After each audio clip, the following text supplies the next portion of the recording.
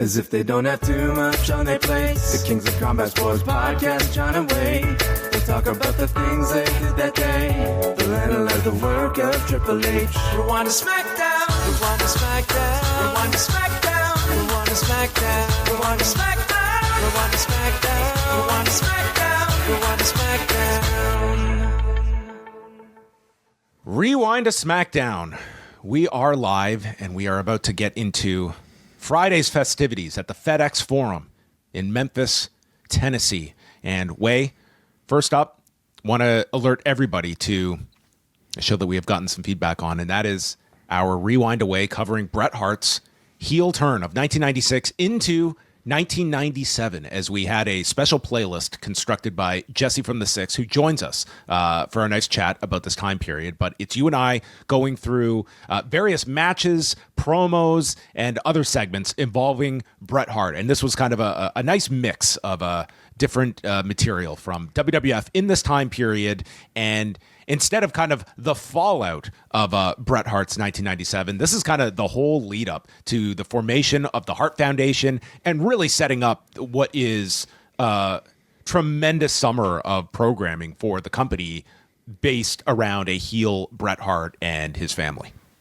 Yeah. We often for Rewind Away talk about like singular shows and, might talk about a singular match on that show, but rarely do we get the opportunity to talk about an entire story arc, and in this case one of the most, in my opinion, significant character arcs of the 90s in Bret Hart's slow heel turn. For me as a fan, especially somebody who grew up with babyface Bret, I was very curious to see exactly what the transformation was between WrestleMania 12, when I stopped watching, to what we ended up seeing here with this US versus Canada storyline. So thank you, Jesse, again. A lot of great feedback for the podcast and also for his curation of this particular playlist that you could find in the show link. Thank you to everybody who listened to it. You can either subscribe to the Post Wrestling Cafe for $6 a month to access it, or you can get these podcasts a la carte for $3 if you just want to listen to this one show. Yes, we are aware that some people, they don't want to make the big commitment with us. They don't want to put a ring on it. That's okay. We just take us out to a nice dinner. That's it. $3. We're a cheap date, so you can check that out as well. Also, Wai was able to extract the audio from my recent feature on the history of the Ultimate Fighter. That is up there on the YouTube channel. If you want to listen to that. That is one of our outlets that is still going strong, the YouTube channel. The forum not doing so well, but YouTube is still going strong, yes. Yes. What was more heartbreaking, the forum or our 2010 documentary disappearing? Do you remember that day? It disappearing? What exactly do you mean? I'll tell you later. You were livid this day. I remember this one very clearly. Disappearing? It was on YouTube, and then it was off YouTube. Oh, was I that upset about it? Yes, you and I were both upset. Oh, okay. Well, I'm honestly not that upset. I'm not even not that upset about the forum, to be honest. Like, so for people who missed the XL edition, we've been having some forum issues. It's essentially been corrupted, and we basically have to start fresh. I don't mind starting fresh, as people have seen with post wrestling. Yeah, the forum was taking bribes. We learned of it, and we had to kick it out of office. So, folks. It's in rehab. Okay, we will have it's going through a comeback. It's beautiful day, series of vignettes. It's going to come back in the Rumble, and it's going to win. It's going to main event WrestleMania. It's moving to Birmingham, Alabama permanently for its rehab. Also, if you are tuning in now for the free portion, we did an XL edition of the news. A lot to go through. We chatted about the pretty awful details involving Bear Boulder, Thomas Wansaw of AEW, part of the Iron Savages team. He has been let go by AEW after he was arrested last month and is facing a charge of battery by strangulation of his fiance. So we go through that story as well. The ongoing WWE releases, including Cedric Alexander, AOP, Paul Ellering, Blair Davenport, and learning that Sonya Deville's contract will not be renewed once it expires as well. Kind of a big discussion on all of those talents and just, potential landing spots and their WWE tenure. Kevin Owens re-signing with the company, and then Dominick Cruz retiring. A pretty, I think, significant off-the-cuff statement, if it was so off-the-cuff, by Ari Emanuel on the Pat McAfee show. Also, in that interview on Pat McAfee, out of nowhere, Ari just tells Pat, hey, Elimination Chamber, I'm hearing some big things are going to be happening. This is Ari Emanuel. Really pushing that Elimination Chamber. Specifically to Pat? Like about Pat? What is that supposed to mean? You could draw that conclusion that Pat might be doing something of significance on that show, but I don't know. I'm not good at reading Ari Emanuel's eyes. Okay. You got your Ari Emanuel impression yet? You've been No, he's not as distinct. If it was his counterpart, I think I would have just recited the entire interview. All that plus Nikki Bella talking about her future in WWE, all of that covered in the news. So if you want to jump up to the XL portion, you get the news after every Raw, every Dynamite, every SmackDown, along with your feedback and calls for tonight's show. So check it out. And this month, we have got another Rewind Away dropping where we will chat NXT TakeOver New Orleans. We've got coverage next weekend of AEW Grand Slam Australia. Karen and Bruce are back next week for New Beginning in Osaka. And next Thursday, to be determined, we need to get your questions somehow because they're all gone. All the letters have been burned. And I don't know. This question, maybe it's just going to be me and Wai. Maybe I will have to ask Wai for an hour. We might do some of that. We'll also be sending out a Patreon email for just asking you guys for your questions so that we might hopefully have a show. All right, tonight we are getting into SmackDown in front of 8,681 according to WrestleTix, and we get a lengthy Royal Rumble recap and outcomes with his new t-shirt, WrestleMania main event Jey Uso, a.k.a. the Sandman, as he comes out. This had to have been 10 minutes, this entrance. Okay, so he's got the shirt now, WrestleMania main event Jey Uso. Does that not assure that he has to end one of the nights? Oh, there's nothing that's an assurance. But I think more and more that, again, I'm just looking at this Rumble win and the follow-up on TV. This guy feels like he should be closing at least night one. Like, it would be a statement. It would be a statement, especially if like he's sharing that one of those cards with like, I don't know, like a CM Punk or a John Cena, you know. But yeah, I agree. Well, he comes out, the place is going wild for him, and then he invites Cody Rhodes out. And Jey, he's got two choices. He can either stand across from Cody at WrestleMania, or he can stand next to him as the new champion. And Cody goes over his injuries from the ladder match. He's got fluid on his elbow. His hip is out of alignment, but says how proud he is of Jey winning the Royal Rumble. Like how this guy, like his hip is out of alignment, but he's cleared to go. So Kathy Kelly, it was Jackie on the post show was talking about a number of injuries that was preventing Cody from being in the press conference, and this is sort of the extent. This feels to me kind of like a John Cena type of like press conference, you know, excuse for not having this guy wrestle for an extended amount of time. And they're doing this with Roman as well. That would seem, you know, it keeps him off of the February show, the Elimination Chamber show. Do you find it fascinating that they feel the need to explain these absences of your top stars? Like, because I don't know if that's a level of detail that they would have, you know, went for in the past. Like, if Roman's not around, he's just not around. I don't know how many people were questioning it. Yeah, I guess they're trying to give you a coherent story because it's natural. Like, it's not just another show he's missing. It's he loses the Rumble. Why is he not in the Elimination Chamber? So the injury. Right. It makes a storyline reason to keep him out of the chamber. So Cody, he needs to go to WrestleMania and he has to win. That's his news story. Okay, he's getting pretty greedy. He needs to complete this this title run by winning at WrestleMania. Okay. Well, he says we can go out and have fun tonight, but if you choose me, then that's the last time we can do this. So they can go get drunk one more time tonight on Beale Street. Jacob Fatu and Tama Tonga come out, and maybe it's just my attention just wandering, but there was a fan in the front row who had a sign, and this is what they thought. You know, I'm going to wrestling tonight. Camera has a pretty good chance of grabbing my sign. Jesus is the OTC,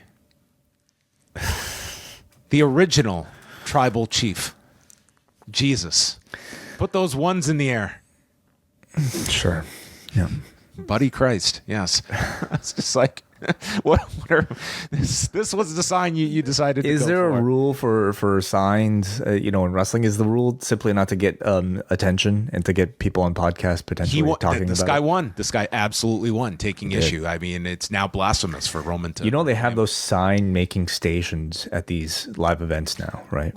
It's not surprising. Like, they've been pushing this on TV at times. Like, they are encouraging you to bring your signs more and more.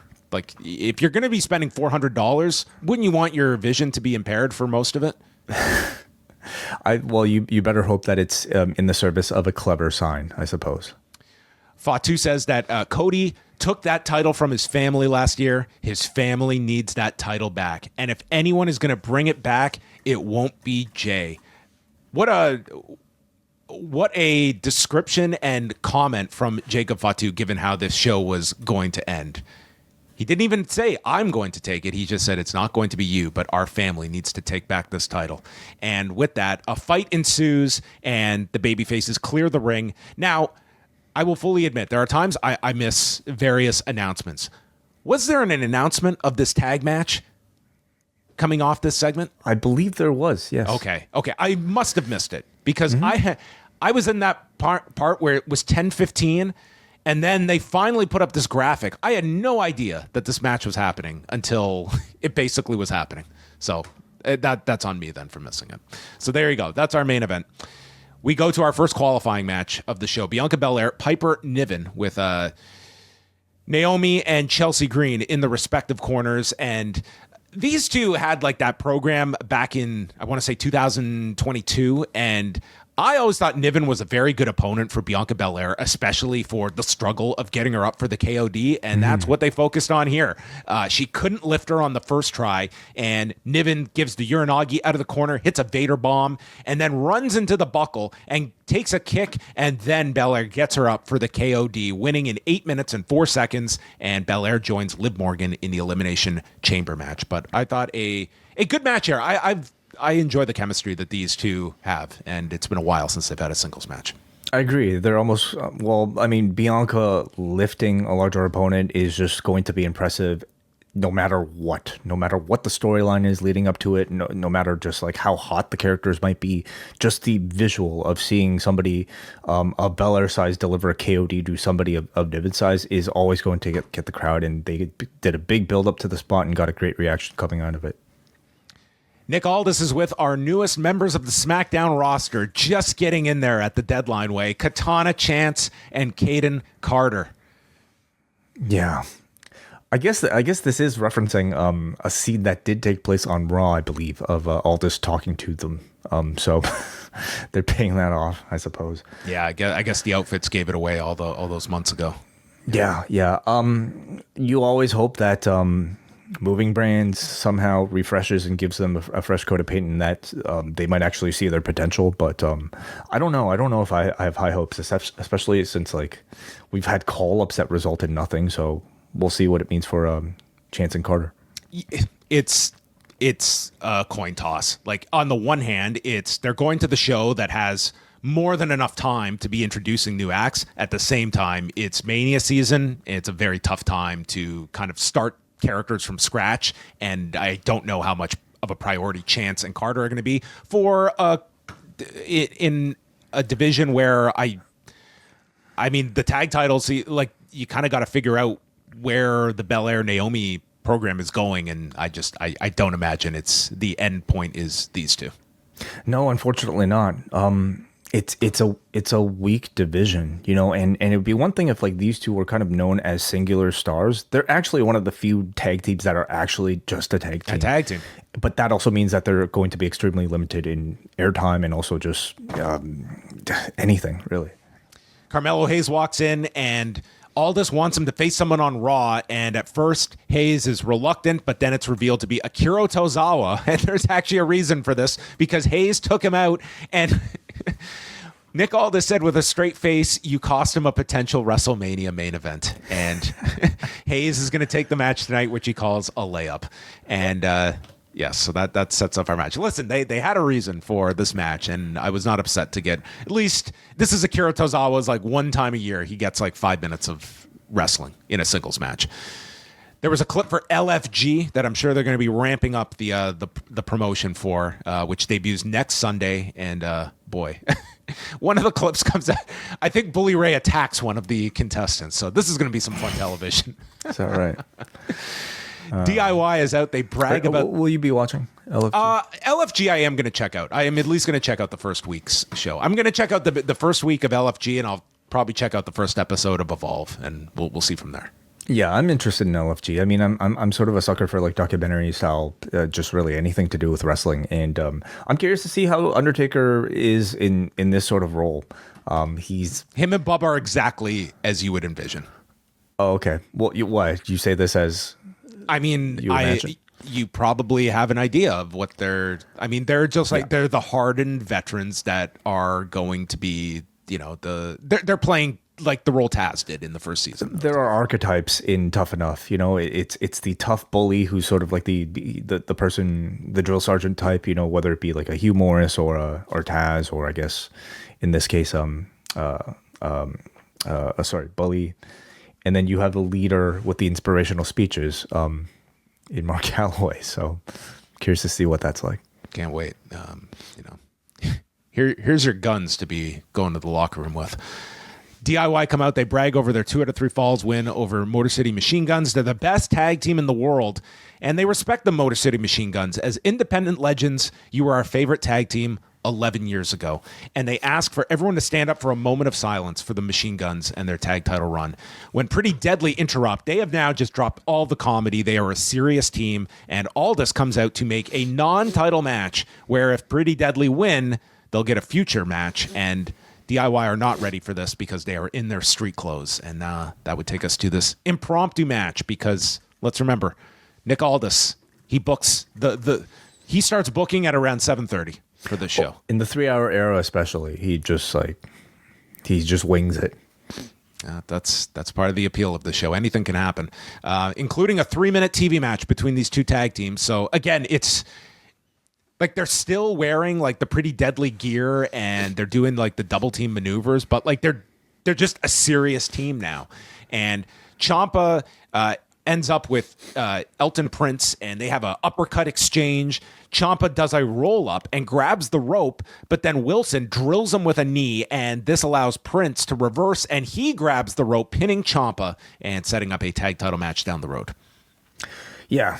I would say pretty standard fare. I also feel like they're actually kind of like moving this along faster than I thought. I thought they would kind of play with like the, build up of Pretty Deadly finally actually breaking free and like building up to maybe a bigger reaction. But we already got the match here. We're gonna get a title match probably in the next few weeks.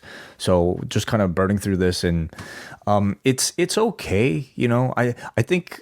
Obviously, having them play serious people is better for a title challenger babyface team in Pretty Deadly, but you don't want to run the risk of basically exchanging a serious side for maybe more of generic personas. Like what kind of made them attractive and maybe even entertaining to even a babyface sort of like appeal. Is their comedy, is their like sort of sense of humor, and just their entertainment value. Sometimes when you're getting an act to be serious, you just kind of strip them of everything and you're kind of not left with much else. What if they get like a hard-nosed mentor in Bully Ray to come in? Oh, okay. I thought you were going to suggest Paul Ellering, who's free now, but no. A Bully Ray, Pretty Deadly storyline. Yeah, sure. Why not? Pretty Dudley. Very good. The Miz is praising Andrade and says that you could learn from me. And Andrade explains, I did learn how to beat you. And that was Andrade's entire utilization on our 3-hour show. I really thought that they would hint towards Zelina and Andrade getting back together. I think a lot of people might have suspected that with Zelina's move, but no hints for that at all. Zelina kind of did her own thing. Andrade did his own.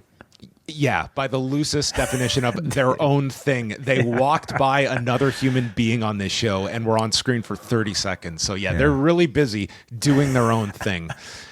They're going to run out of options, obviously, at some point. Okay, and they're just going to end up back together. All right?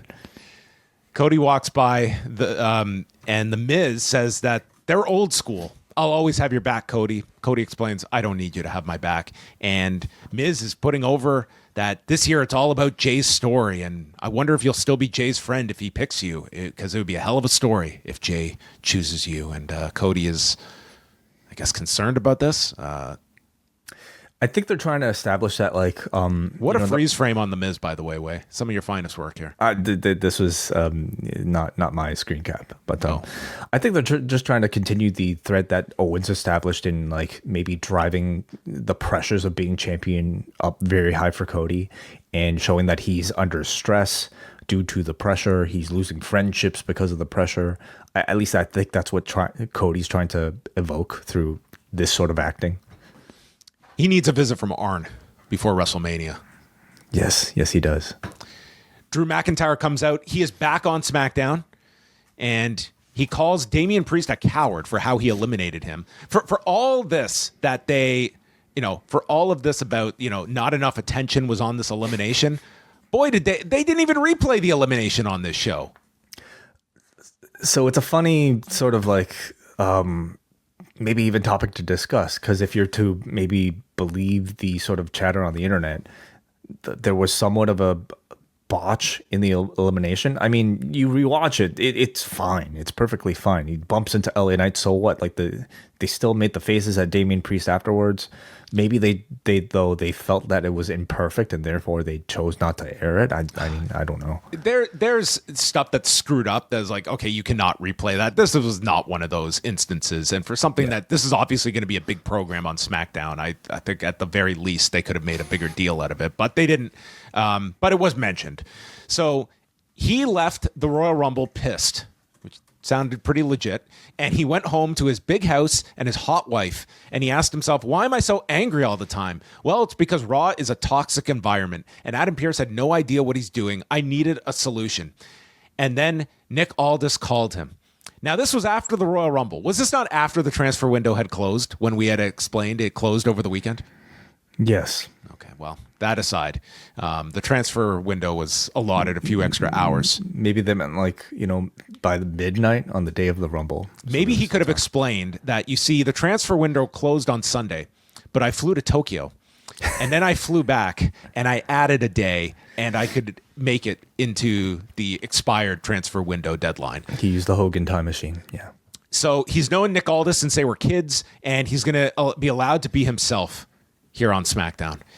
So he says, I'm here for Cody Rhodes, but more specifically his title. And then he's cut off by Jimmy Uso, who cut a pretty good promo here saying, Drew, you sound like an ex-girlfriend, and you've got to get through me and LA Knight first.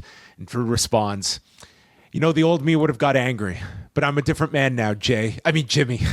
He did such a great natural job here of mistaking the two. He just said, you two, I always mistake you two. But maybe you'd have been there first if you had said yeet before him. Maybe. And Jimmy explains, I can say yeet. I can say no yeet. And I don't live in the past. I'm here in the present to kick your ass, and I'm going to WrestleMania. And I did not sense too much faith in Jimmy Uso fulfilling this promise from the audience, but he was going to make a go of it. And then out comes LA Knight, and he's got a promo too. He's got no love for Jimmy Uso after Jimmy cost him the title last year.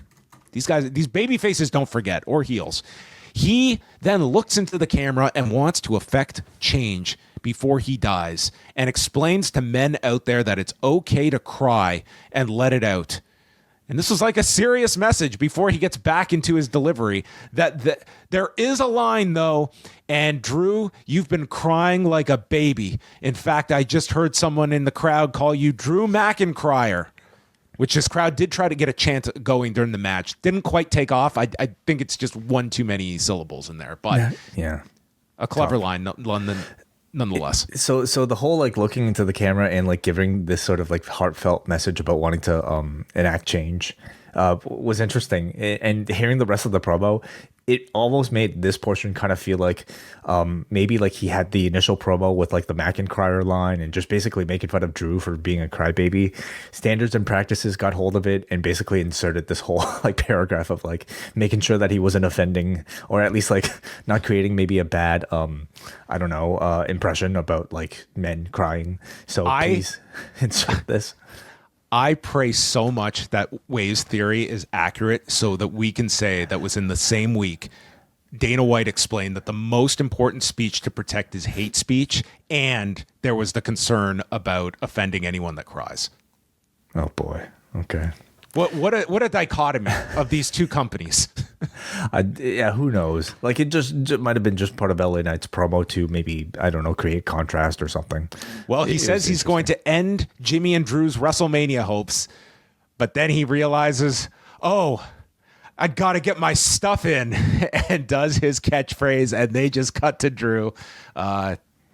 I found this amusing. I thought this was very funny. And listen, if you knew the story, then maybe it added something for this match. These two clearly wanted to lean in on this because in like the opening minutes of this match, they try to do what feels like an uncooperative spot where they're just trying to brawl with each other. But I mean, it really does tell you sometimes that you might think that something is a big deal online, and it really is not as big as you probably think it is. Oh no, yeah, and I feel like you're still going to get speculation about like whether or not it was all a work to build up to the SmackDown match. I don't think this was the idea that they had in mind. Was this the triple threat that no one will expect. In any case, it doesn't appear to be any issue at this point. No, and they had some fun with it, so say la vie. The match itself, man, Drew was really good in this match. At one point, Knight is ramming both their heads into the table that Joe clearly must have to identify every time as our new reinforced table. And then Wade chimes in, "We love this new table." And Drew then pulls out a table from underneath the ring, but then puts it back, and the crowd is livid at this. Great spot here as Drew is in the Tree of Woe. Knight leaps to the top to go superplex Jimmy, but Drew does the big sit-up, suplexing LA Knight, who superplexes Jimmy. Just great spot here. The blunt force trauma gets blocked by Jimmy into a spinebuster by Drew, and then a Claymore to Jimmy gets stopped by a super kick, and it ends where Charles Robinson gets pulled to the floor by Drew, breaking up a cover after the Uso splash.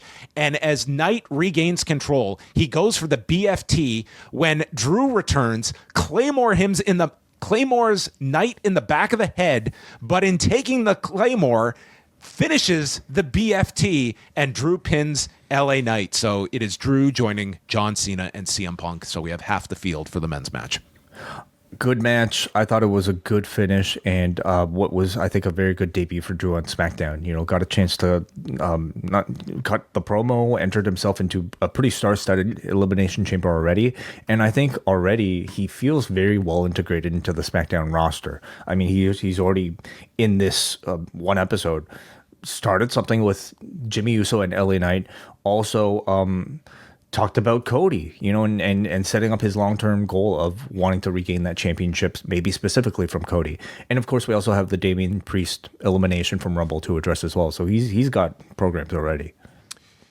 And then we go to Damian Priest, who's with Saxton, and he makes fun of Drew. If he's upset, he's probably complaining on the internet. And then in walks Braun Strowman, who reminds him that you're in a qualifier with me and Jacob Fatu next week, and I am a wild animal and a monster, which are two very different things. But that's our triple threat next week, and probably a good chance. They're not that different, you know. So certain, like a grizzly bear. Can you call a grizzly bear a monster? It's it depends. Is it a ferocious grizzly bear? Yeah. Yeah, personally, I think that this probably gets Priest into the Elimination Chamber with Drew. That would be one avenue to go, because I could see Jacob Fatu just having something separate now that we'll get into the closing segment of Well, right now with Cena, Punk, Andrew, like they're only picking people that are former champions or at least have the potential of, being seen as a champion. And I certainly, and Priest would, qualify more. And we got Logan Paul against Ray on Monday. So that's 5, and then there'll be one more qualifier in there. They recap the attack by Kevin Owens on Sami Zayn, and we're going to the car. And there is Kevin Owens, who shows off the scars on his face. I've got trauma in my neck and spine that I'm going to have to live with forever from that ladder match. And Sami, I blame you for just standing there and watching Cody try to end my career. And not just my career. I think he was trying to end and he can't even get out the words. The man was trying to murder him, is what Kevin is trying to infer, and says that you just stood there watching this happen to me, and then in the Royal Rumble, you're running to the aid of Roman Reigns. Sami, you're a horrible friend, a disgusting human being. I will never forgive you, and I will make you pay. And Joe Tessitore says, Kevin Owens has said some horrible things in the past that are not grounded in reality, and here's another one. It's like, I don't know, man. He made some fine points here. Did you really? Come on. If that happened to me, I always put things in the perspective of if you did this to me, and I'd be furious. Way if I took an Alabama slam through a ladder, and you had the opportunity to stop like Damian Abraham from doing that, like maybe he's a friend of yours, but I would not stand for it. Did you sign up though to engage in physical combat with Damian Abraham? Via addendum or whatever. Via addendum. They made a big deal out of it. Okay. What was the addendum is still my question. That's my lockbox for 2025. Addendum slowly morphed into a contract at some point. But Tessitore also informed us Zayn has spinal compression, extreme nerve damage, and he will be out indefinitely.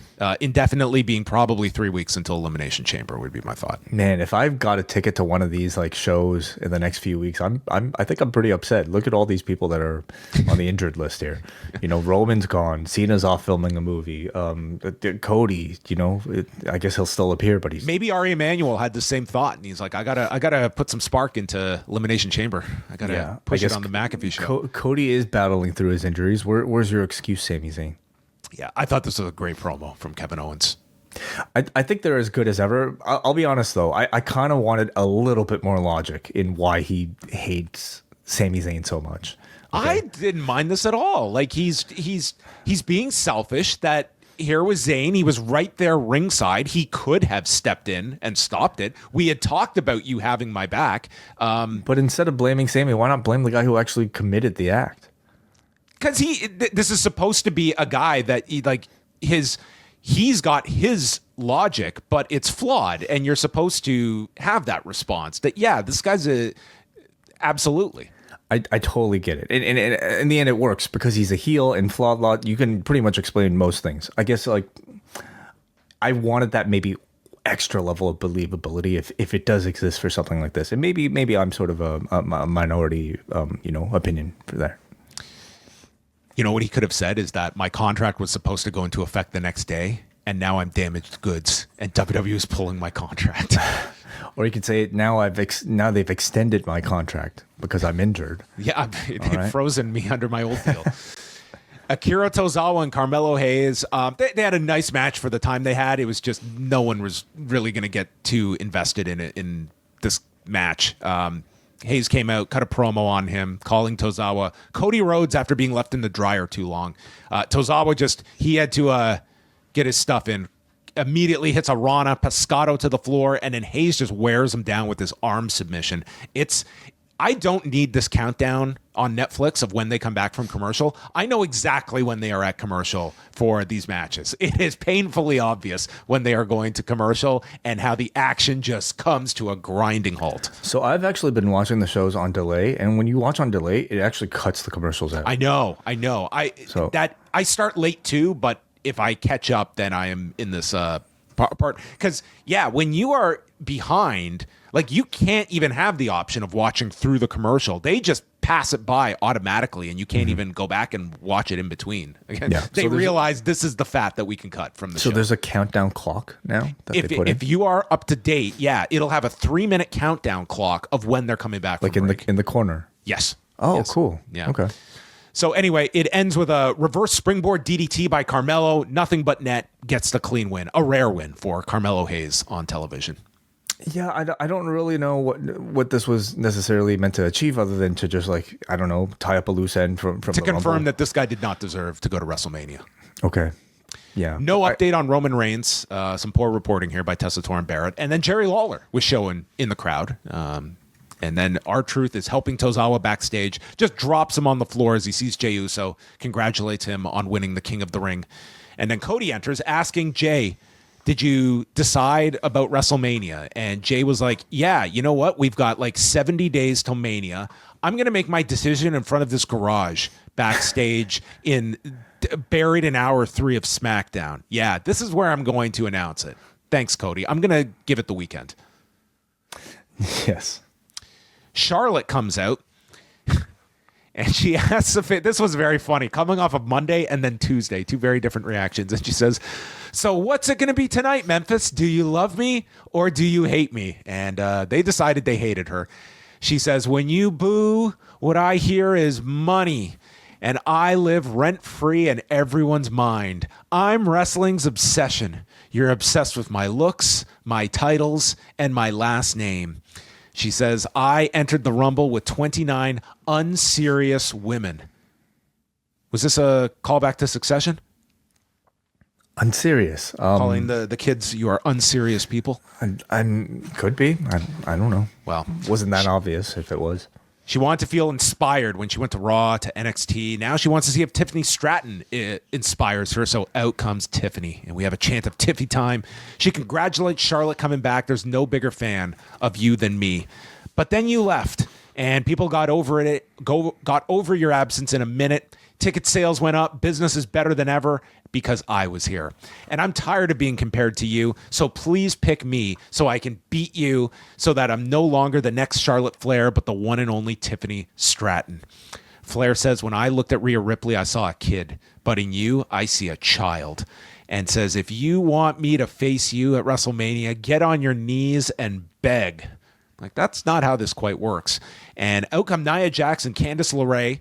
And Nia says, well, you're not going to have to worry about Tiffany Stratton. You're going to have to worry about me, because instead of going through 6 people or 5 other people at the Elimination Chamber, I'm going to go through 1 because I'm getting a title shot next week.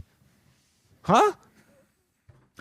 She just had one against Rhea Ripley. Yes, it was for the other championship, but like, what exactly? I know there are no rankings. I know, like, nobody actually, like, you know. We just did a Rumble, and we're doing qualifying matches to get into a match to get a title shot, and she's just getting one. Like, no explanation, nothing. None. Kevin Owens was goddamn, this was like a 500-page storytelling in comparison. There was just no reason for this. Yeah, again, I would have liked to have heard something. Like, did she win a match that got her here? Wait, this is the first match. This is her first appearance since the Rumble. Well, I mean, like, did she win a match on SmackDown last week or something to justify this? I think it's kind of weak. You know, it's also, is it just a rematch clause? Is that it? They had said that we don't do the rematch clause anymore. They've been doing that for years. When convenient, we will still do a rematch clause. I guess. Well, that's what they're doing here. But first up, Alexa Bliss again. First of all, I thought Tiffany's promo was very good in this segment. I did like Tiffany. I thought she was fine, John. Like, what for me though? Like, I would say this was good if she was in NXT. I would say this was good if she was maybe just starting out on the main roster. But when you have the championship, I'm holding you to the standard that I hold everybody else. And I thought she was okay.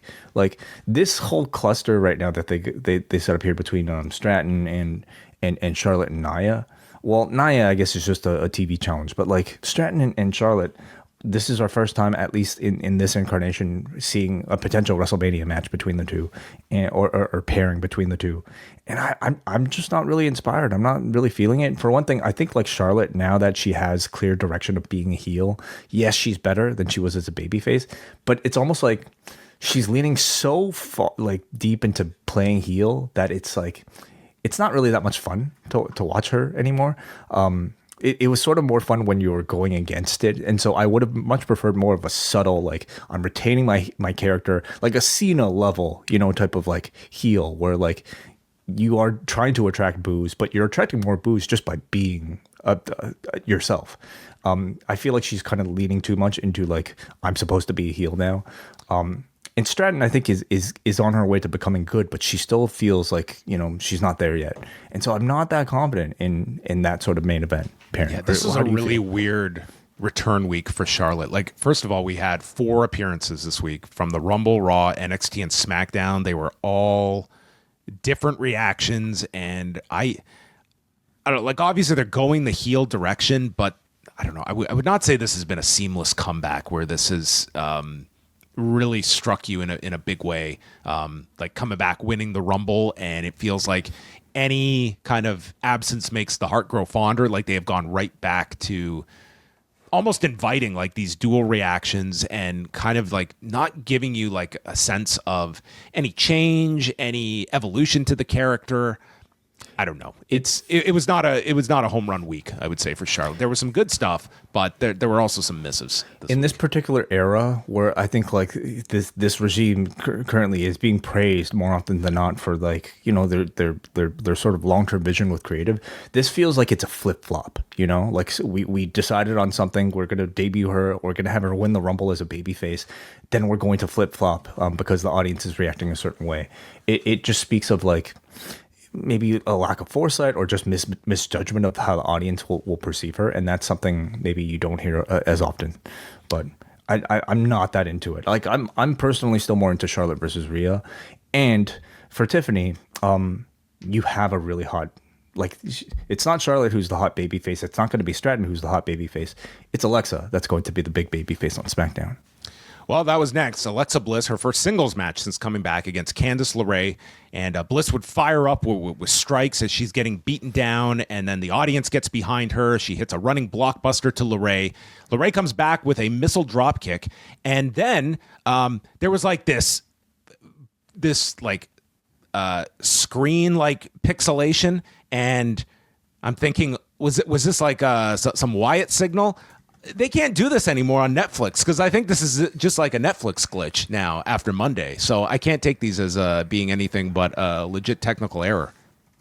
I don't know if I even noticed this particular thing. I don't think it was by design, is what I'm saying. Oh, okay. So I'm just looking it up. Yeah, there are several people that actually also picked this up. So, okay. So it seems like there are 3 glitches. First part during the Candice match. Second. Yeah, so they are. Maybe they're going to explain all the last hour of Raw was the Wyatts are going back to Raw. Maybe that's how they're going to. Yeah. So this is what came up. Yeah. Well, what does that look like to you? I mean, I have to think it's Wyatt 6 stuff. Yeah. Okay. Well, there you have it. I didn't. She's on the same show as them, right? There's an inside cradle battle between the two, and then LeRae gets caught with what is just being called now the Abigail DDT, and Alexa gets the win. Big reaction for her, and she's in the chamber match with Liv Morgan and Bianca Belair. Somebody's first match back in 2 years. I mean, that has to be, just nerve-wracking, for her. So, I mean, some of these things you don't necessarily see in the end product, but like, I'm sure for her, just like getting through this one was probably a big one. First match back since giving birth, that's something that will totally change your body, just you as a person. So, yep. I mean, not necessarily, a match that we'll be talking about, but first one back is, I'm sure, a big accomplishment for her. Saxton is with Green and Niven, and Green will be facing Naomi in a qualifier next week. B-Fab and Meechin come in, and Meechin tells her to stop stalling. Like, stop stalling. How many matches has Green given you by this point? And she's still the champion. I don't know. And so they leave. And then Zelina Vega walks by. She also wants a shot at Green's title because I guess you can just be given title shots on this show for no reason. So Green tells Niven to get a larger security detail because more and more people hate her. And then we had this video of the Street Profits. Now, listen, I thought this was an overbooked mess on Saturday, but I thought this promo was great from Dawkins and Ford. They talk about the 2 out of 3 falls match. They're coming for DIY. Every time we get close, we've gotten screwed every time. And Dawkins says, life's a crutch, as he throws down the crutch. And now you've pissed us off. He mentions all the different teams that break up only to get back together when the grass isn't greener. We've never broken up. And this violence will be televised. God have mercy on your souls because we want the smoke. Yeah, but said in a much more menacing way, of course. Yeah. Thanks. Yeah, I like this. I thought this was like a really good promo from these two. I think like some of the booking of this tag division is just all over the place, but I like this direction for the Street Profits. I'm hoping that Dawkins' injury was a blessing in disguise. Weren't they both injured actually? Like what was that? What was the story? Yeah, I think so. Yeah. Anyway, they're both fine now. But like I'm hoping that unintentional layoff has presented a positive maybe sort of absence so that we can get to a proper reintroduction to the Street Profits heel character, which since like the days of what did they call them? The Pride? Remember that? The Pride. Yes. Since like they teamed with Lashley and the Pride, I feel like their heel characters and that heel turn has been so ill defined. We know they're supposed to be bad guys, but we don't exactly know why they're bad guys, nor like in recent months especially, I don't even know if they're bad guys because they're attacking both the heels and baby faces. These sort of segments where they're just out talking about who they are the most important things, I think, for establishing their current characters. They're pissed off. They're pissed off about getting screwed. They just hate everybody. And I think we're ultimately supposed to boo that, but like it at least makes sense about why they're attacking everybody and it lets us know exactly what they're fighting for. And don't forget chains. Chains too, yeah. Saxton interviews the Machine Guns. They challenge the Street Profits to come at them. Then Los Garza walk in. They're complaining. Santos enters. He explains why Los Garza's upset with the Profits, but they're also pissed at you. So if you want to fight, let's fight next week. So keep all of that straight. Next week, Tiffany Stratton versus Nia Jax for some reason for the women's title. Chelsea Green and Naomi, and then Priest, Jacob Fatu, and Braun Strowman with a video to pump up that match. And then we had Cody Rhodes and Jey Uso against Jacob Fatu and Tama Tonga. So they beat down Cody for a long period of time. They put his hip out of alignment further, and finally he makes the hot tag to Jey. And later Cody comes back, hits a Cody cutter. That put the hip back in alignment, actually. And then the crossroads is blocked. Jacob Fatu leaps into the post, and it's Tama with a flatliner, and Cody ends up going to the top. Fatu shoves him down. The Veleno is hit onto Cody, and they beat him 2-on-1 when Jey miraculously returns from the dead, yanks Fatu out, hits him with a suicide dive, and the crossroads is hit onto Tama as Cody manages the win. And Cody is standing tall in the ring when the returning Solo Sikoa comes back, Samoan Spike to Cody. And for all of you that were clamoring for Cody Solo one more time, looks like it's happening. Yeah. Yeah, I don't know how many people were like, they say absence, makes the heart grow fonder. I don't know if that's worked out for Solo Sikoa in this case. Like this reaction tonight was big, but I would argue that presence has made Jacob Fatu fonder to this crowd. Yeah, absolutely. Like we have a much more interesting, Solo Sikoa now and Jacob Fatu. So I mean, if for a TV challenge or maybe even Chamber, can you see that? I can absolutely see this because you want to have Cody on that show, and this is kind of looks to be the direction because I don't see Cody doing anything else on that show. I think they probably need to add an interesting stipulation to it, maybe to make it a bit more interesting. But they have to, I guess, give Solo something right now. Toronto Tussle. That's right, the Toronto Tussle. Oh man, fighting in this weather in in March. Okay. It's probably going to be still pretty cold here. So, yeah, it would be pretty violent and freezing. Okay. Well, try not to slip. Maybe Solo will enlist Drake in his corner. Then he'll definitely lose. He might get sued for it too. Yeah, that could happen as well. Well, what an edition of SmackDown. The requisite long show, but I mean, we are in this era now.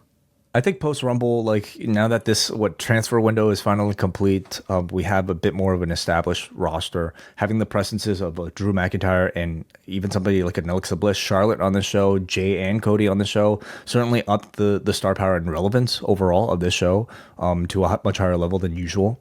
But yeah, it's still a very long show. I felt the third, like even star power aside, in that third hour between like the main event, like this was a pretty, bare bones match. Yeah, that's what it was. And and then prior to that, I mean, you had the Alexa Bliss match coming back. I mean, it was a match. Drew looked very good on this show in particular. You got some very good promos on this show as well, I thought. I enjoyed the Owens one. I liked the Street Profits promo as well. And like the Drew LA Knight interplay, I thought was entertaining as well. Drew is one of the best characters in professional wrestling today, so I think like him being on SmackDown is a huge addition to it. I'm also curious to see where they take Alexa Bliss, because she's coming in with just like so much, goodwill, so much positivity from the audience, so much more than I would say anybody in the title picture right now in the women's SmackDown division. So we'll see. And how you integrate like the Wyatt Six, like I think that's always going to be a tough balancing act to do as well. That they are probably probably the Miz getting involved in that too whenever they're ready to reintroduce them. All right, well, there you go. Those were our thoughts on SmackDown, and we'll open up the phone lines and hear from you. Yeah, that will be on the other side of the Post Wrestling Cafe. So those of you who are sticking with us will be there shortly, and those of you that we're going to say goodbye to, we'll talk to you guys later. Thank you for listening. Please like and subscribe.